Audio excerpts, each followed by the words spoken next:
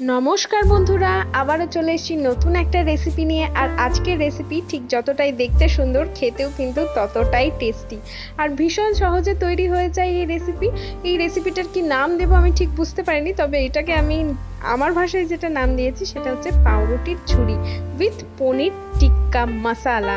দারুণ ইন্টারেস্টিং হতে চলেছে আজকের রেসিপি, তাই প্রথম থেকে শেষ পর্যন্ত কিন্তু একদম মিস করবেন না। আর রেসিপিটা যদি ভালো লেগে থাকে তাহলে অবশ্যই ভিডিওটাকে একটা লাইক করে দেবেন। আর এই রকম সুন্দর সুন্দর রেসিপি পেতে কিন্তু চ্যানেলটাকে সাবস্ক্রাইব করে রাখবেন আর বেল নোটিফিকেশন অবশ্যই অন করে রাখবেন, তাহলে যখনই আমি কোনো ভিডিও দেবো আপনার কাছে নোটিফিকেশন চলে যাবে। আমি এটা পনির টিক্কা মশালা দিয়ে তৈরি করেছি, তাই আমি প্রথমে নিয়ে নিয়েছি এখানে 150 গ্রাম মতো পনির। আর এবার আমি পনিরগুলোকে ছোট ছোট টুকরোই কেটে নেব। এটা আপনারা চিকেন দিয়ে কিংবা ফিশ দিয়েও তৈরি করতে পারেন, তাতেও কিন্তু খেতে দারুণ হবে। পনিরগুলো কেটে নেওয়ার পর এখানে আমি দেখুন একটা টমেটো নিয়ে নিয়েছি, আর টমেটোগুলোও আমি ছোট ছোট টুকরো করে কেটে নেব। তবে হ্যাঁ, টমেটোর মধ্যে যে বীজটা থাকে বা নরম অংশটা থাকে সেটা নিলে কিন্তু হবে না, সেটাকে কেটে এই দেখুন আমি দেখিয়ে দিচ্ছি, এইভাবে কেটে বার করে দিতে হবে। আর বাকি যে শক্ত অংশটা থাকে সেই অংশটা আমরা ব্যবহার করব। এরপরে নিয়ে নিয়েছি ক্যাপসিকাম, আর ক্যাপসিকামটাও ঠিক একই সাইজে ছোট ছোট করেই আমি কেটে নেব। আর ক্যাপসিকামের বদলে আপনারা বেল পেপারও ইউজ করতে পারেন, আর ক্যাপসিকামের সাথেও bell pepper red, green, yellow যে কোনো কালারগুলো ব্যবহার করলে কিন্তু দেখতে ভীষণ ভালো লাগে আর খেতেও টেস্টি হয়। আর নিয়ে নিয়েছি একটা পেঁয়াজ, আর পেঁয়াজটাকেও কিন্তু ঠিক একইভাবে ছোট ছোট করে কেটে নিলাম। এবার আমরা টিক্কার জন্য মশলাটা বানিয়ে নেব। প্রথমে নিয়ে নিয়েছি 1 চামচ সর্ষের তেল, আর তার মধ্যে দিয়ে দিলাম 1 চামচ মতো কাশ্মীরি রেড চিলি পাউডার, এতে কালারটা কিন্তু দারুণ আসে। এরপরে দিলাম 1.5 চামচ ধনে গুঁড়ো, 1 চামচ জিরে গুঁড়ো, 1/2 চামচ মতো গরম মশলার গুঁড়ো, এগুলো কিন্তু আমি টিস্পুন বলছি, একদম ছোট চামচে।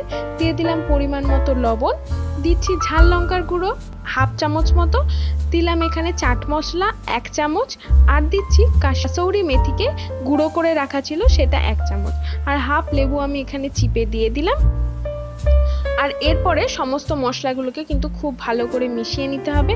আর মেশানোর সাথে সাথে আপনি কিন্তু একটা দারুণ গন্ধ পাবেন, বুঝতে পারবেন যে মশলাটা ঠিক কতটা সুন্দর তৈরি হচ্ছে।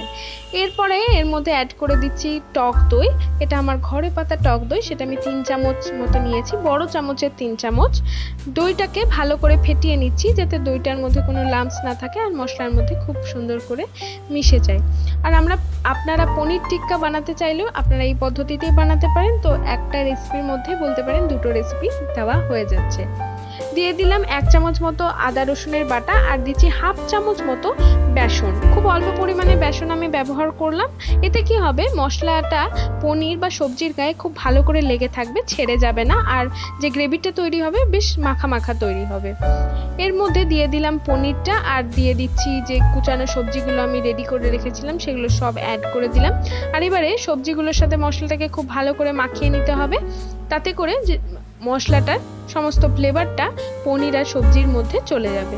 এবার এটাকে ম্যারিনেট করে প্রায় 10 মিনিট মতো আমি এখন রেখে দেবো। অন্যদিকে পাউরুটির যে ঝুড়িগুলো সেগুলো কিভাবে তৈরি করতে হয় দেখে দিই। প্রথমে একটা ব্রেড নিয়েছি, আমি এখানে ব্রাউন ব্রেড ব্যবহার করেছি, আর একটা বড় সাইজের ঢাকনা দিয়ে দেখুন এইভাবে চেপে চেপে একটা গোল অংশ আমি কিন্তু কেটে নিলাম। এইভাবে ঝুড়িগুলো তৈরি করতে হবে। প্রথমে একটা গোল অংশ কেটে এটা রেখেছি, আর একটা পাউরুটি নিয়েছি, সেটাকেও একই সাইজের যে ঢাকনাটা আমি নিয়েছিলাম সেটা বসিয়ে আবারও আর একটা গোল পাউরুটি কেটে নিলাম। তো একটা ঝুড়ি তৈরি করতে আপনাদের দুটো পাউরুটি লাগবে। আর এরপর নিয়ে নিচ্ছি ঠিক এর থেকে ছোট সাইজের একটা গ্লাস, আর এইরকম ভাবে মাঝামাঝি বসিয়ে আমি এরকম করে কেটে নেব। আর এইবার যে রিংটা তৈরি হলো সেইটা আমি এর মধ্যে বসিয়ে দেবো। এই যে তৈরি হয়ে গেছে পাউরুটির ঝুড়ি, এতটাই সহজে। আমি সমস্ত ঝুড়িগুলো কিন্তু এক এক করে বানিয়ে নিয়েছি, অর্থাৎ একটা পাউরুটির ঝুড়ি বানাতে আপনার দুটো করে পাউরুটি লাগবে। এরপরে একটা পাত্র গরম করে সাদা তেল দিয়ে দিয়েছি, আর 10 মিনিট মতো আমার ম্যারিনেট করা হয়ে গেছে, তো আমি পুরোটাই দিয়ে দিলাম। এবারে খুব ভালো করে কষিয়ে নিতে হবে, আর এটা রান্না করতেও কিন্তু খুব বেশি সময় লাগবে না, যেহেতু ম্যারিনেট করা ছিল। 5 থেকে 7 মিনিটের মধ্যেই কিন্তু রেডি হয়ে যাবে আমাদের এই পনির টিক্কা। খুব ভালো করে কষিয়ে নেওয়ার পর দেখুন তেল ছেড়ে আসছে, ঠিক এইভাবেই বানাতে হবে। আর 2-3 মিনিট আমি রান্না করব। চলুন অন্যদিকে দেখে নিই পাউরুটির ঝুড়িগুলোকে ডেকোরেট করে নিই। প্রথমে দিয়ে দিচ্ছি মেয়োনিজ, আর এটা ভেজ মেয়োনিজ আমি ব্যবহার করেছি এখানে। আর দিয়ে দেব এখানে কিন্তু সস, এখানে গার্লিক চিলি সস আমার কাছে ছিল, সেটাই ব্যবহার করেছি। তবে হ্যাঁ, এইটাই ব্যবহার করতে হবে তার কোনো মানে নেই, আপনাদের কাছে যেটা অ্যাভেলেবেল থাকে। যদি টমেটো কেচাপ থাকে তো সেটা, যে চাটনিটা হয় আমরা ধনেপাতা পুদিনা দিয়ে যে গ্রিন চাটনি বানিয়ে রাখি, সেটাও কিন্তু আপনারা ব্যবহার করতে পারেন। আপনাদের কাছে যেটা অ্যাভেলেবেল থাকবে সেটাই ব্যবহার করবেন। আমি এই দুটোকে দিয়ে এইভাবে ভালো করে চামচের সাহায্যে দেখুন স্প্রেড করে দিয়েছি। আর এদিকে কিন্তু আমার পনির টিক্কাটাও একদম তৈরি হয়ে গেছে। আমি এবারে গ্যাসটা বন্ধ করে নামিয়ে নেব। আর এইবারে উপর থেকে রিংগুলোকে এক এক করে কিন্তু বসিয়ে আমি ঝুড়িগুলো রেডি করে নিচ্ছি। যেহেতু আমি মেয়োনিজ সস এগুলো ব্যবহার করেছি, তো উপর থেকে চেপে দিলেই কিন্তু বেশ সুন্দরভাবে লেগে যাবে আর একদমই সরে যাবে না বা নড়ে যাবে না। ঝুড়িটা খোলার বা ভাঙার কিন্তু কোনো ভয় নেই। এবারে আমি এগুলোকে বেক করব। তো মাইক্রোওভেন তো সবার ঘরে থাকে না, তো কিভাবে আপনারা কড়াইয়ে এটাকে বেক করতে পারবেন সেটাই আমি দেখাচ্ছি। একটা দেখুন মোটা সাইজের, একটা বড় সাইজের কড়াই নিয়েছি, তার মধ্যে একটা স্ট্যান্ড দিয়ে উপর থেকে আর একটা কড়াই আমি ঢেকে নিলাম। এবার হালকা আঁচে 5 মিনিটের জন্য আমি এটাকে প্রিহিট করে নেব। এদিকে নিয়ে নিয়েছি একটা আমি স্টিলের প্লেট, যেটা আমাদের সবার বাড়িতেই থাকে। উপর থেকে আমি অ্যালুমিনিয়াম ফয়েল দিয়ে কভার করেছি, তার কারণ হলো যাতে আমার পাউরুটিগুলো নিচে চিপকে না যায়। যদি আপনাদের কাছে অ্যালুমিনিয়াম ফয়েল না থাকে, আপনারা এমনি প্লেটেও একটু বেশি করে বাটার বা তেল ব্রাশ করে এটা করতে পারেন, কোনো অসুবিধা হবে না, চিপকে যাবে না। এরপরে রেখে দিয়েছি আমার টকরিগুলো বা ঝুড়িগুলোকে। এবার সেটা ভিতর থেকে এই যে ফিলিংটা আমি তৈরি করে রেখেছিলাম পনির টিক্কা মশলা, এটা কিন্তু খুব ভালো করে চেপে চেপে ভরে দিচ্ছি। যত লোডেড হবে খেতে কিন্তু ঠিক ততটাই ভালো হবে। পুরটাকে এইভাবে ভরে দিতে হবে আস্তে আস্তে, আর দেখবেন যেন বেরিয়ে না যায়, ভিতরেই যেন থাকে, তবেই কিন্তু জিনিসটা দেখতে বেশ ভালো লাগবে, মানে ঝুড়ির মতো জিনিসটা লাগবে।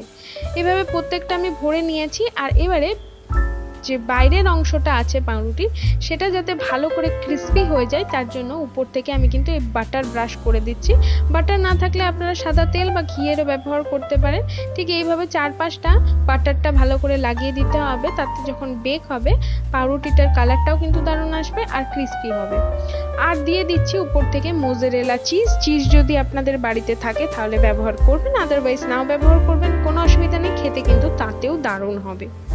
যে কোনো চিজ আপনারা ব্যবহার করতে পারেন। আমার কিন্তু রেডি হয়ে গেছে ঝুড়িগুলো। আর এবার এটাকে আমি বেক করার জন্য ভিতরে রাখবো। 5 মিনিট আমি লো ফ্লেমে এটাকে প্রিহিট করে নিয়েছি। আর এরপর আমি বসিয়ে দিলাম আমার প্লেটটা, আর উপর থেকে ঢেকে এখন 15 মিনিটের জন্য ওয়েট করব। 15 মিনিট পর আমি ফিরে এসে দেখাচ্ছি আপনাদেরকে। ওয়াও, কি দারুণ দেখতে হয়েছে দেখুন, চিজটা পুরো মেল্ট হয়ে গেছে আর গোল্ডেন ক্রিস্পি হয়ে গেছে। পাউরুটিগুলো দারুণ লাগছে দেখতে। এত সহজেই আপনারাও কিন্তু বাড়িতে বানিয়ে ফেলতে পারবেন এই পাউরুটির টকরি বা পাউরুটির ঝুড়ি উইথ পনির টিক্কা মশলা। দারুণ হয়েছে, এরকম ভাবে তৈরি করে দেখবেন একবার। আর চিজ পুলটা দেখুন কি দারুণ লাগছে দেখতে, বাচ্চারা তো খুশি হয়ে যাবে, বড়রাও কিন্তু কম যাবে না। আর এই রকমই সুন্দর সুন্দর রেসিপি পেতে চ্যানেলটাকে কিন্তু অবশ্যই সাবস্ক্রাইব করে রাখতে হবে। আর ভিডিওটা ভালো লাগলে প্লিজ লাইক করে দেবেন, বেশি ভালো লাগলে শেয়ার করে দেবেন, আর অবশ্যই চ্যানেলটাকে সাবস্ক্রাইব করে পাশের বেল আইকনটা ক্লিক করে দেবেন। ধন্যবাদ।